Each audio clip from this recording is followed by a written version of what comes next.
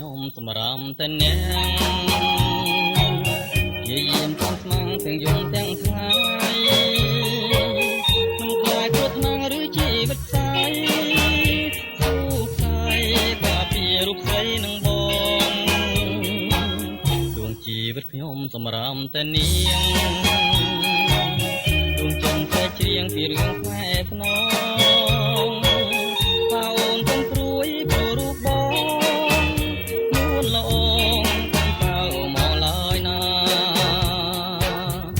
បងស្រឡាញ់តែអូនម្នាក់អូនម្នាក់ដែលរៀងស្មាស្អាតសងខាហើយស្មន់រៀមក៏មិនថាគុំយ៉ាងណាក៏មិនថាទេមៀបងដួងជីវិតបងសម្រាមតែអូនដែលទុំជាក្បូនសម្រាមចំឡងដឹកនាំความពីប្រលឹងមាសបងឆ្លងទៅកាន់តែសុខសាន្ត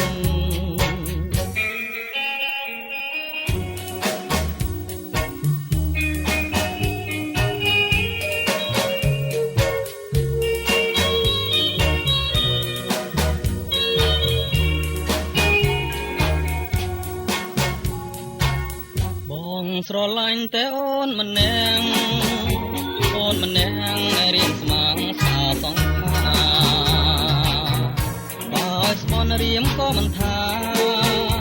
គុំយ៉ាងណាក៏មិនថាទេមៀបងដួងជីវិតបងសម្រាមតែអូនតែទុំជាក្បូនសម្រាមចំឡងដឹកនាំความពីប្រលឹងមាសបង